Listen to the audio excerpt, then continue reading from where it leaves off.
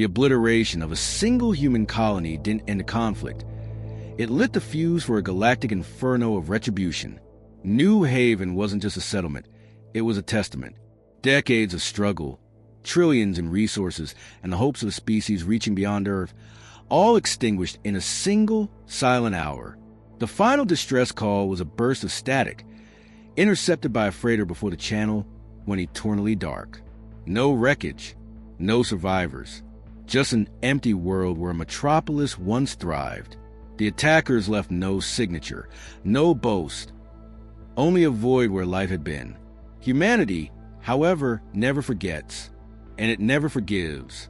Fleet Admiral Kalen Vance stood on the command deck of the UTS Judgment, eyes locked on strategic display. It was a sight to freeze the blood of any sane being.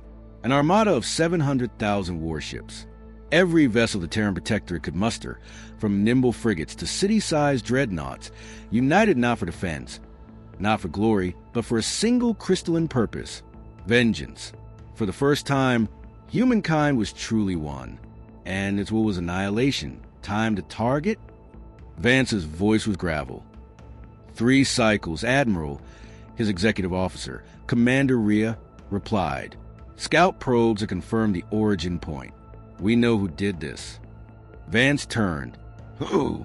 The HFY Hegemony, an ancient warrior culture. We weren't even a notation on their star charts. To them, we were insects, easy to crush. A low murmur of fury traveled through the bridge crew. The HFY had made a fatal, final error.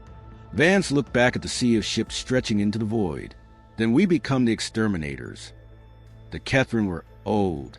Their empire had risen when humans were painting on cave walls, built upon the ashes of 100 conquered species.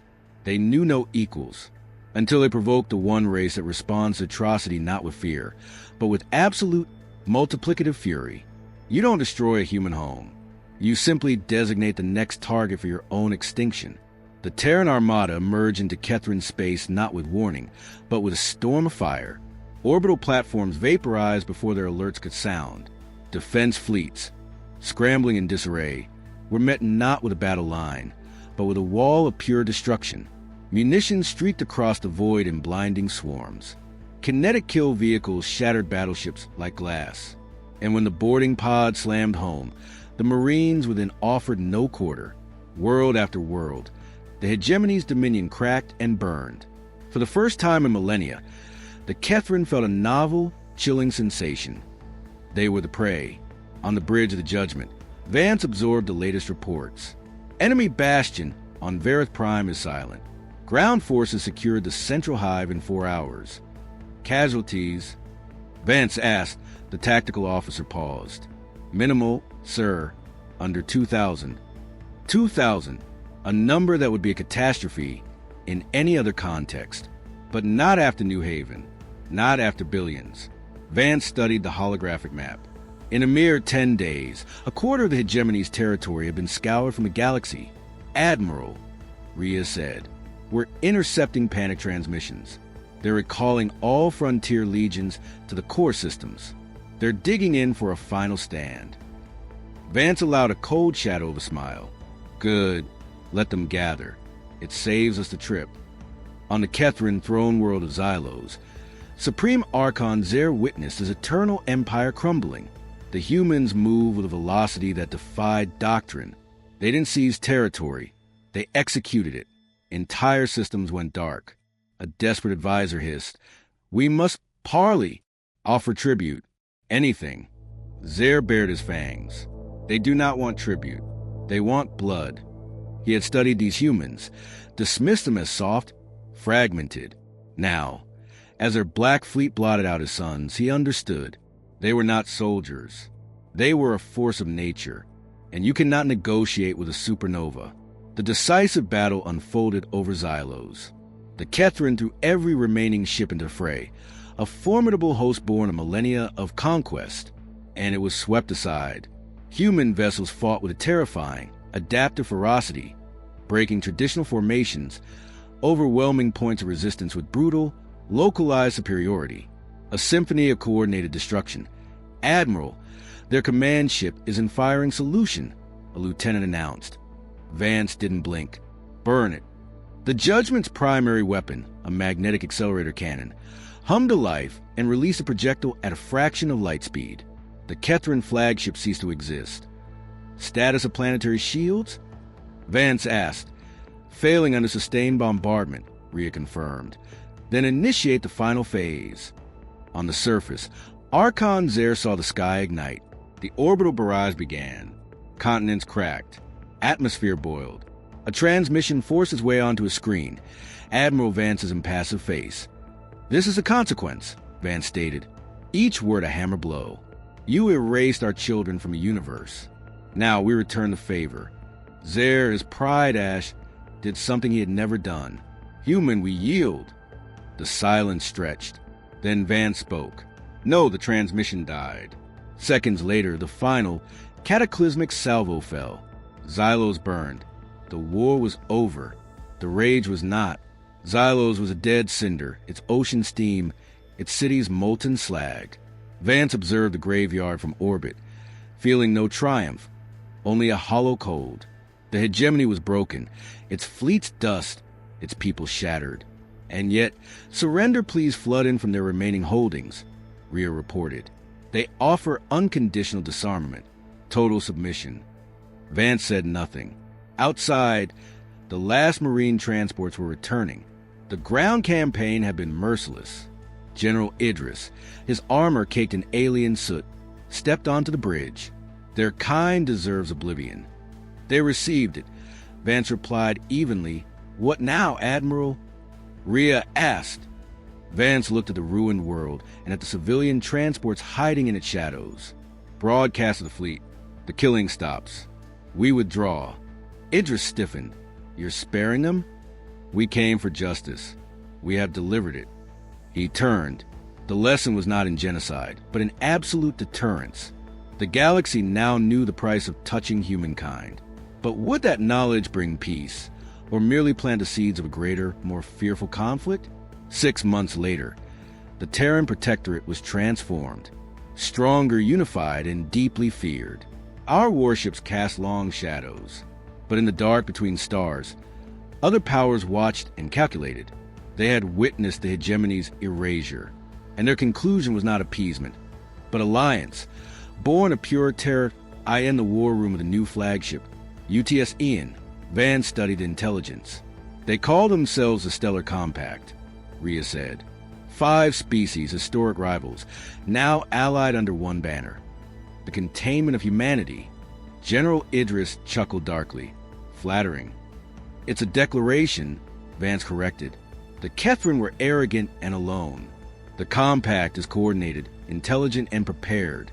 They are fortifying border systems, running joint exercises. They are preparing for war. Our forces have never been stronger, Idris countered.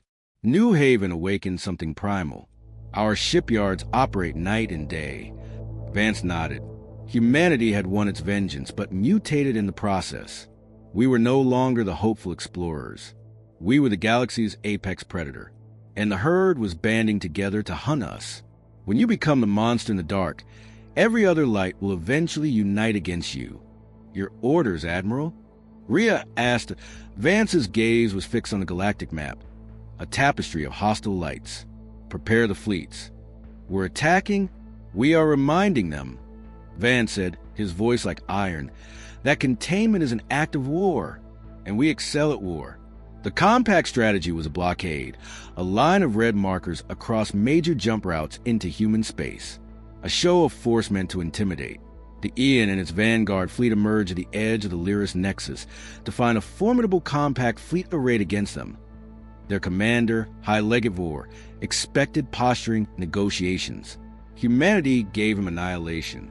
The battle was short, brutal, and utterly one-sided. Advanced human targeting systems, swarm tactics, and sheer, relentless aggression toward the compact line apart. The message was sent.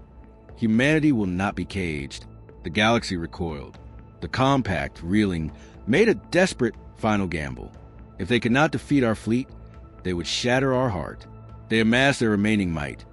over 20,000 capital ships, and aimed at all a single shining point.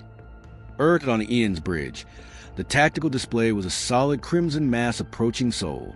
The scale was unprecedented. "They're going for the cradle," Rio whispered. Pale, Idris's voice crackled from the surface. "They want to break our spirit."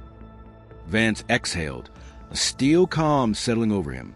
"Then we show them what happens when you back a wounded human into its den."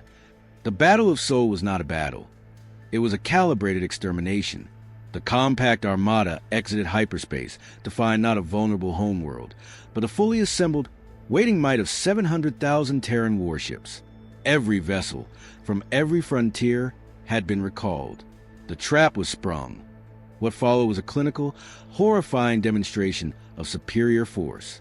The compact fleet was enveloped, outmaneuvered, and systematically dismantled. Within 12 hours, it was over. Not a single enemy capital ship survived. The gamble had failed utterly. The compact's military backbone was snapped. But Vance knew this was not an end. It was a pivot. "The war is no longer defensive," he announced to the commanders. "It is now punitive. We take the fight to them. We secure our future by eliminating theirs." The invasion of the compact core worlds began. First, the technological hub of the Gel. Their orbital rings and planetary shields fell to specialized siege weaponry and precision strikes. Next, the serene, crystalline homeworld of the Selenians, a species of diplomats who had authored the first declaration of war. Their beauty burned under tungsten rainfall. Finally, the last bastion, the warrior homeworld of the Draconi, the Compact's fist. Here, the fight was fierce. They did not break. They fought for every street, every rock, and they died for them. Human adaptability, however, proved the ultimate weapon. Their fortresses fell. Their last champions were silenced. Draco burned, standing over the ashes of the last enemy capital. Vance felt no glory, only the immense silent weight of what they had done and what they had become. "It's over," Rhea said, her voice hollow with exhaustion. Vance looked at the stars, now absent of rival powers. "No," he replied. "It is just beginning. We rebuild. We expand. We ensure that for 10,000 generations, no species will ever dare threaten a human child again." The war for survival had ended. The epic of human dominion had dawned. If this vision of humanity's fierce, unyielding spirit resonated with you, do the channel a massive favor. Hit the like button. It fuels winds of thought to bring you more epic sagas from the final frontier. Was our vengeance justified, or did we become the very monsters we fought? The debate starts below.